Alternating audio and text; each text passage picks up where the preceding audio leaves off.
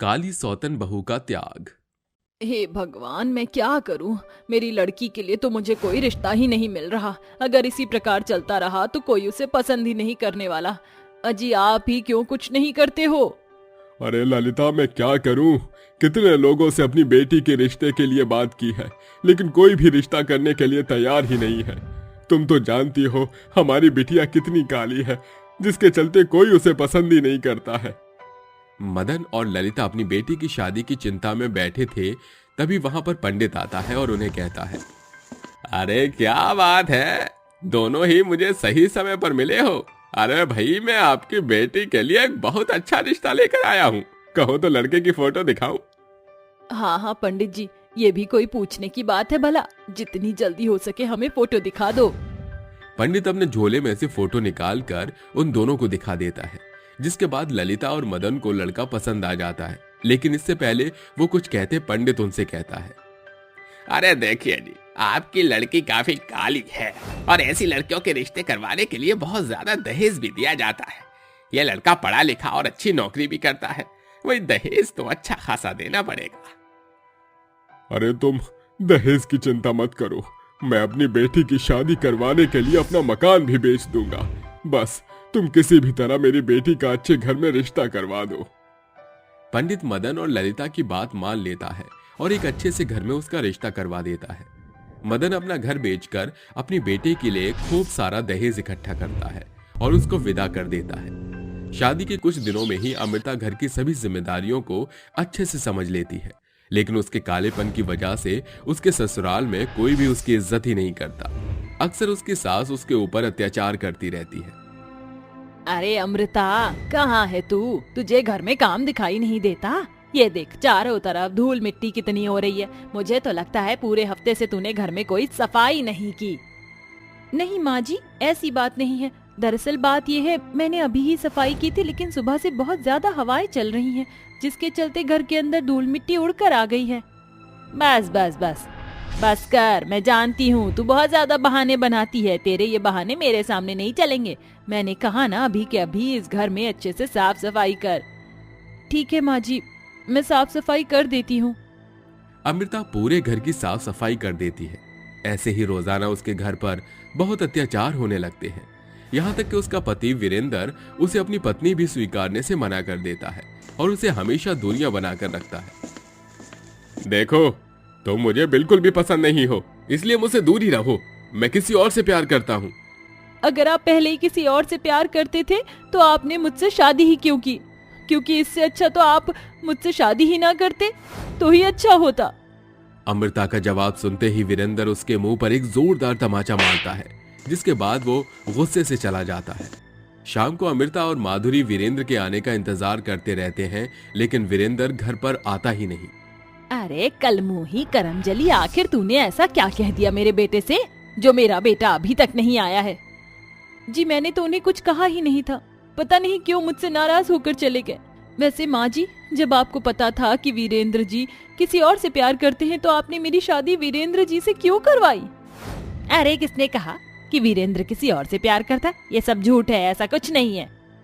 माधुरी सच्चाई सामने आने के बाद भी उसे मुकर जाती है, लेकिन तभी दरवाजे की घंटी बजती है। मुझे लगता है कि वीरेंद्र जी वापस आ गए हैं, मैं जाकर दरवाजा खोलती हूँ। अमृता जैसे ही दरवाजा खोलती है, दरवाजे पर उसका पति वीरेंद्र खड़ा होता है और वो एक लड़की के साथ शादी के जोड़े में होता है। वीरेंद्र जी, आप आ गए? लेकिन ये लड़की कौन है और आप इसके साथ शादी के जोड़े में क्यों खड़े हैं? अमृता, ये मेरी पत्नी है। जाओ मेरी माँ को बुलाकर लाओ, वो हमारा गृह प्रवेश करेंगी। तभी वहां पर माधुरी भी आ जाती है। पहले तो वो हैरान रह जाती है, लेकिन जब वो अपनी नई बहू का चेहरा देखती है तो वो भी उनकी खुशी में शामिल हो जाती है। अरे वाह बहू, बहुत सुंदर हो तुम तो। तुम्हारे नैन नक्श भी बहुत सुंदर है। अरे वीरेंद्र, तेरी पसंद तो कसम से बहुत ही गजब है। तूने मुझे पहले ये लड़की दिखा दी होती तो मैं इस काली कलूटी से तेरी शादी कभी नहीं करवाती। अरे माँ जी, आप ही कैसी बातें कर रही हो? मेरे होते हुए इस घर में दूसरी बहू कैसे आ सकती है और आप इस लड़की का गृह प्रवेश कैसे कर सकते हो? ये सब ठीक नहीं है। अरे जरा शक्ल देख तू अपनी, क्या तेरी शक्ल इस घर की बहू बनने के लायक है? जा चली जा यहाँ से, मैं तेरा चेहरा भी नहीं देखना चाहती। अपनी सास का ऐसा बर्ताव देख बेचारी अमृता रोते हुए अपने कमरे में चली जाती है। उसे कुछ समझ नहीं आता। देखते ही देखते कुछ दिन बीतने लगते हैं। अब माधुरी अपनी बहू शेफाली के साथ मिलकर बेचारी अमृता के ऊपर बहुत अत्याचार करती है। अमृता के पास और कोई रास्ता नहीं था। वो अपनी सास और सौतन के अत्याचारों को सहन करती हुई उसी घर में रहती है। मेरे पास कहीं और जाने का कोई और रास्ता भी नहीं है। अब मैं क्या करूं? मुझे इसी घर में रहना होगा अपनी सौतन के साथ। देखते ही देखते कुछ महीने बीत जाते हैं और बेचारी अमृता सबके अत्याचार सहते हुए उसी घर में रहती है। वहीं दूसरी तरफ शेफाली को 9वां महीना चल रहा होता है। एक दिन अचानक से उसे लेबर पेन शुरू हो जाता है। मुझे बहुत दर्द हो रहा है, मुझे जल्दी से हॉस्पिटल लेकर चलो। मुझसे ये दर्द बर्दाश्त नहीं हो रहा, जल्दी करो जी। वीरेंद्र अपनी गाड़ी निकालता है जिसमें वो अपनी पत्नी शेफाली, अपनी माँ और अमृता को बिठा लेता है। वो सभी हॉस्पिटल जा रहे होते हैं, लेकिन अचानक से रास्ते में उनका एक बहुत बड़ा एक्सीडेंट हो जाता है। एक्सीडेंट के दौरान शेफाली के पूरे शरीर पर चोट आ जाती है और माधुरी के सिर से खून बह रहा होता है। वहीं वीरेंद्र की आंखों में कार के शीशे के टूटने की वजह से चोट लग जाती है। अमृता सबसे पीछे बैठी थी, इसलिए वो बेहोश हो जाती है। कुछ लोग वहां इकट्ठा होते हैं और उन्हें हॉस्पिटल पहुंचा देते हैं। देखिए, उस हादसे के बाद केवल आप ही को होश आया है। दरअसल आपके लिए एक अच्छी खबर के साथ 3 बुरी खबर है। जिस मां के पेट में बच्चा था वो बिल्कुल सही सलामत है, लेकिन उस मां के शरीर पर बहुत से जख्म आ गए हैं। वहीं उनका जो पति था उसकी आंखें डैमेज हो गई हैं और माधुरी जी का एक हाथ फ्रैक्चर हो गया है। और एक खबर आपके लिए, मैं ऐसा कहना नहीं चाहता, लेकिन एक्सीडेंट की वजह से आपका शरीर काम करना छोड़ चुका है। आप जीती जागती एक लाश हो। यह सुनते ही अमृता फूट फूट कर रोने लगती है और डॉक्टर से कहती है, एक ऐसे शरीर का मैं क्या करूंगी? जिंदगी भर दूसरों के आसरे में नहीं रह सकती। डॉक्टर साहब, मेरी आपसे दरख्वास्त है कि आप मेरे शरीर का इस्तेमाल मेरे परिवार वालों के लिए करें। मेरे पति को मेरी आंखें दे दीजिए और मेरी सौतन की सर्जरी करा दीजिए। अमृता अपनी सौतन और अपने ससुराल वालों के लिए अपने आप का त्याग कर देती है और अपने जीवन को उनके नाम कर देती है, जिसकी खबर एक चिंगारी की तरह पूरे शहर में फैल जाती है और वो हर किसी की जुबान पर एक मिसाल की तरह बन जाती है। शेफाली, मीनाक्षी, काव्या, अंजलि चारों दोस्त स्कूल से लेकर एक साथ कॉलेज में पढ़ी थी। चारों बहुत पक्की सहेली थी, पर काव्या और अंजलि दोनों बहनें थी। उनका थोड़ा दबा हुआ रंग था, जबकि शेफाली और मीनाक्षी दोनों बहुत गोरी थी। कुछ समय बाद दोनों बहनों की एक ही घर में 2 भाइयों वीरेन, समीर से शादी हो जाती है और उसकी दोनों सहेली शेफाली और मीनाक्षी वहां आ नहीं पाती। तो शेफाली अगले दिन कॉल करके कहती है, अरे यार, हमें माफ कर दो। तुझे पता है हम दोनों की इंटर्नशिप एक साथ एक ही जगह लगी है और वो ऑफिस बहुत अच्छा है। टाइम मिलेगा ना तो हम दोनों तुझसे जरूर आकर मिलेंगे। हाँ यार, काव्य, अंजलि, तुम दोनों हम दोनों से नाराज तो नहीं होना। एक शर्त पर, तुम्हें मेरे घर पर आकर हमारे साथ रहना होगा। हाँ, तुम दोनों आओगी ना? हाँ हाँ, पक्का आएंगे तेरे घर, तेरे साथ रहेंगे और देखना कितना परेशान करूंगी तुम दोनों को। मैं इतनी जल्दी शादी कर ली, ये नहीं कि हमारे साथ ऑफिस भी ज्वाइन करती। अब यार, पापा ने अच्छा लड़का देख लिया था तो उन्होंने हमारी शादी करा दी। चलो कोई बात नहीं, congratulations for your married life. तभी कॉल कट हो जाता है। दोनों बहनें रसोई में काम में व्यस्त हो जाती हैं। दोनों का रंग गेहुआ जैसा दबा हुआ था, पर फिर भी धीरे धीरे उनके पति उनसे प्यार करने लगते हैं।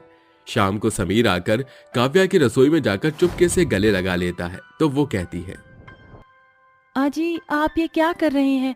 माँ जी आ गई तो देख लेंगी, हटिए। अच्छा ठीक है बाबा, रूम में आओ, फिर बताता हूँ कौन आएगा वहां। यह कहकर समीर चला जाता है। वहीं दूसरी ओर वीरेन अपनी पत्नी अंजलि को बालों में गजरा लगाता है, जिससे अंजलि खुश होकर कहती है, आप मेरे लिए गजरा लाए। पता है, मुझे इसकी खुशबू बहुत पसंद है। मैं जानता था तुम्हें ये जरूर पसंद आएगा। अरे दोनों बहू कहाँ हो? जरा मेरे पास आओ अंजलि बहू। एकदम से सास अंजना की आवाज सुनकर वो वीरेन को धक्का देती है, जिससे वीरेन बेड पर गिर जाता है और वो कहती है, सॉरी जी, गलती से हो गया, वो मैं डर गई। अरे कोई बात नहीं, तभी वीरेन भी उसका हाथ पकड़कर खींचता है, जिससे वो बेड पर गिर पड़ती है और वीरेन कहता है, जानू, सॉरी, वो मेरे हाथ में गलती से तुम्हारी बाहें थाम ली और गिरा दिया। पगलू कहीं के। अब नहीं डरी तुम? अब नहीं आ रही होगी तुम्हारी सासू माँ? तभी दोनों एक साथ हंसने लगते हैं। इस तरह दोनों बहनें अपने पतियों के साथ खट्टे मीठी नोकझोंक के साथ प्यार से अपनी जिंदगी बिता रही थी।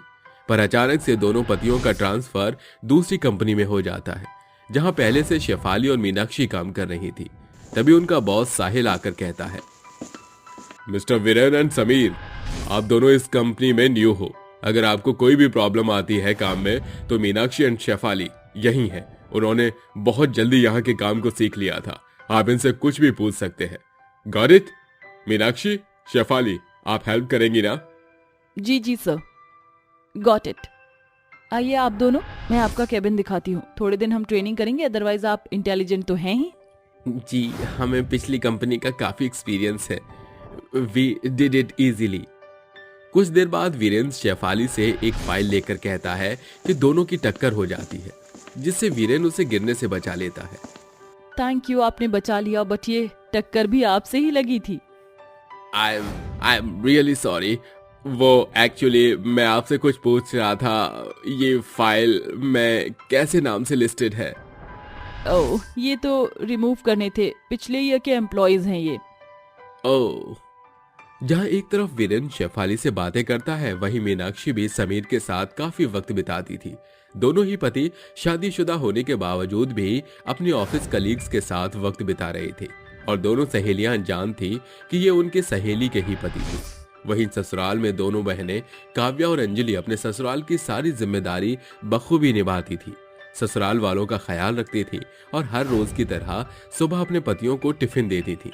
वहीं एक दिन दोनों भाइयों को पता चल जाता है कि वो शादीशुदा होने के बावजूद भी किसी और लड़की को डेट कर रहे हैं। भाई, ये सब आप क्या कर रहे हैं? भाभी को आप धोखा दे रहे हैं और यह शेफाली के साथ इतनी देर रहते हैं? हाँ, तो इतना दूध का धुला हुआ क्यों बन रहा है तू? मैंने भी तुझे मीनाक्षी के साथ कई बार बाहर और ऑफिस में उसके करीब देखा है। तू भी तो काव्या को धोखा दे रहा है ना? भाई, मैं नहीं चाहता था ये सब करना, और मैं वैसे प्यार करता हूं और उससे ज्यादा सुंदर मीनाक्षी है। जब वो करीब होती है तो मुझे उससे बात करना अच्छा लगता है, पर आप तो बड़े हैं। बड़ा हुआ तो क्या हुआ, मेरे पास भी दिल है और जो तूने कहा वही सब मेरे साथ भी हो रहा है। तो मैं क्या करूं? क्या तूने अपनी शादीशुदा लाइफ के बारे में उसे बताया है?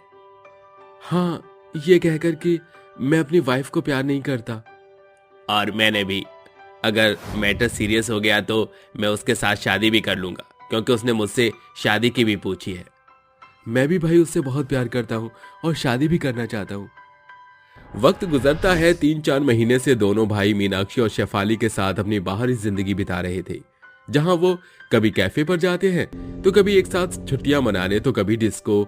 चारों साथ ही बैठे होते हैं तो वीरेन दोनों से कहते हैं, सॉरी, मैं आपसे ये पूछ रहा हूं, आप दोनों सहेलियों का इतने टाइम से शादी करने का मन नहीं किया?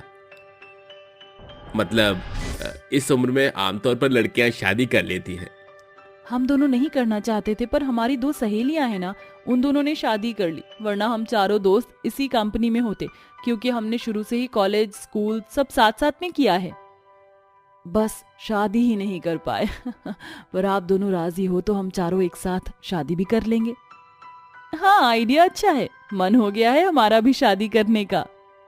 तभी दोनों भाई एक दूसरे की शक्ल देखने लगते हैं और कहते हैं, हाँ हाँ जरूर, हम दोनों भी शादी करना चाहते हैं। तो इसी बात पर चीयर्स। देखा जाए तो दोनों भाई अपनी पत्नी के साथ बहुत गलत कर रहे थे। इस तरह दोनों भाई शेफाली और मीनाक्षी से शादी करके उन्हें घर में ले आते हैं। जैसी काव्या दरवाजा खोलती है तो उसके पैरों तले जमीन खिसक जाती है। अंजलि, माँ जी जल्दी आइए, देखिए ना इन दोनों ने हमारे प्यार का क्या सिला दिया, हमें और मीनाक्षी। शेफाली, तुम हमारे पति के साथ। काव्य, अंजलि, तुम्हारा ससुराल है और ये दोनों पति भी तुम्हारे हैं। वीरेन, आप मेरे साथ ये भी कर सकते, मैं कभी सोच भी नहीं सकती थी। और शेफाली, तुम, हमारी सहेलियां ही हमारी सौतन बन जाएंगी, इसकी तो कल्पना भी नहीं कर सकते थे हम दोनों बहनें। ये तुम दोनों ने क्या किया? आज मुझे अपनी परवरिश पर बहुत शर्मिंदगी महसूस हो रही है। शादीशुदा होने के बाद भी तुम्हारी ये हिमाकत करने की हिम्मत कैसे हुई? तभी दोनों बहनें खींचकर अपने पतियों को चाटा मारती हैं, जिसके बाद वो कहते हैं, हमें माफ कर दो, सब कुछ पता होने के बाद भी हमने शादी की। पर सच में काव्या, मैं नहीं जानता था कि ये तुम्हारी सहेलियां हैं, वरना ऐसे कभी नहीं करता। पर कर तो दिया ना। सच में अंजलि, मैं भी नहीं जानता था कि तुम्हारी ये फ्रेंड है। हाँ काव्या, अंजलि, सच में हम दोनों नहीं जानते थे कि ये तुम्हारे ही पति हैं, क्योंकि आज तक हम तुम्हारे पतियों से नहीं मिले थे। और इन्होंने इतना प्यार जताया कि हम दोनों ने शादीशुदा मर्द से शादी करनी ठीक समझी। अपना पति और जान से ज्यादा प्यारी सहेलियां ही हमें ऐसे डस जाएंगी, पता ही नहीं था। ऐसे दोस्त से तो दुश्मन अच्छे होते हैं।